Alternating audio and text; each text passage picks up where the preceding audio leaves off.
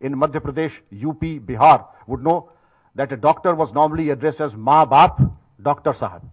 Father, mother and Doctor Sahab. Bhagwan ke baad Doctor Sahab. One never heard of an FIR being lodged, a police complaint being sent.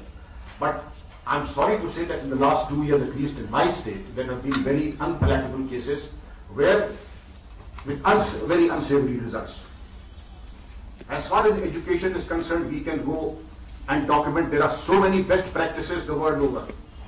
There are so many best practices in the country itself. And the focus on the best practices is how to enhance the capability of our young doctors, giving them the best not only of medicine, surgery, anatomy and physiology, but also the rudiments of management, law and IT capabilities as well. IT is not merely enhancing a force multiplier in the hospitals, but also the data that we collect, also its use and misuse. The doctors have also to be aware that what is happening in the West today will happen in India day after. My sole purpose of bringing before you is that there are special interest groups, I would say special interest groups in USA and Europe, who focus exclusively on the incidence of iatrogenic diseases. On one hand, they say that our doctors are the best as far as clinical, diagnostic and therapeutic capabilities are concerned. A very happy blend. But there are also special interest groups operating in Europe and USA who are known as dirt diggers, who focus on just 2 or 3 things. And what is that? And my purpose also is that our young doctors had better be aware what they are up against. They do extensive research on iatrogenic diseases and deaths, come out with statistics. Statistics like, in America they say that 1.4 trillion healthcare mechanism is at the mercy of certain groups and pharmaceutical companies. That the iatrogenic deaths account for more than all the deaths that America has fought in comparison to that. All deaths of iatrogenic disease on one side and all wars fought by America on one side. 2.4 trillion healthcare expenditure, that is almost 14% of the GNP of USA, is in the hands of a special group. The third statistic, this is just for your information, that if a pharmaceutical company sponsors a research, 90% of the results are given as if the drug has positive impact. If it is a non-pharmaceutical company, this result is barely 50%. Observation number 3, that the World Health Organization and others, whether they were sponsored or otherwise, come out with sweeping generalizations.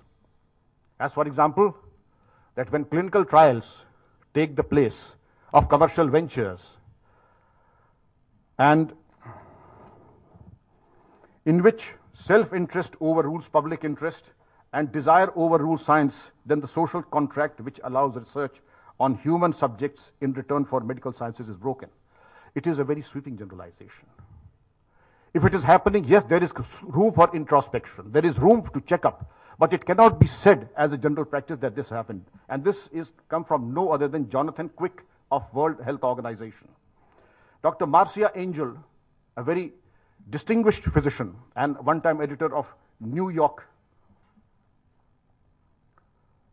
England Journal of Medicine, she wrote an article, "Is Academic Medicine for Sale?" This is too big a generalization. But at the same time, when such things come, it is like, I would say the biblical quotation, let him cast the first stone who has not sinned before. They appear to be highly sponsored to me. Of course, I'm not the best person to comment, but I feel that they are sponsored. They have not come spontaneously. They are being said for the sake of being said. But I stand corrected, of course. ABC News in America again says, I have said that before, that if a pharmaceutical company were to sponsor a research, there's a probability that 90% is probability that will be met with success. So at the end of the day, what is the roadmap that we have? Constant mentoring, monitoring, and motivation of young doctors. That there is an ideal path and there is a not so ideal path. The road map that we have in front of us, rural orientation, community orientation. Have we thought of the minorities, the weaker sections, the gender issues? Self-directed learning, self-motivated learning. Learning that is relevant for a lifetime of practice and service to the nation. Problem-based learning and task-based learning. This, of course, as it suggests, that a task is given or a problem is given and the solving capabilities. Integration at an early stage, integration with other medics like dentists, nurses, and other professionals. And also incorporation of the very basic subjects of law, finance, IT, so that the doctor has a well-rounded personality and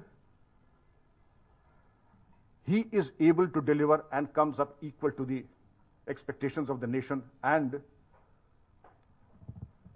the profession. Ladies and gentlemen, this was just a bird's eye view, what I had to say, but the noblest profession on earth does not require the tutelage of clowns and braggarts. We have so many things coming on the television. People who could not do well, could not become upper division clerks now are lecturing most learnedly on the evils in the medical world. I can only say of two or three couplets, as you very rightly said, that there is a little poem everywhere. I would first give 2 lines of Rabindranath Tagore, where the mind is without fear and the head is held high, where knowledge is free, and now the last line, into that heaven of freedom, my father, let my country awake. And then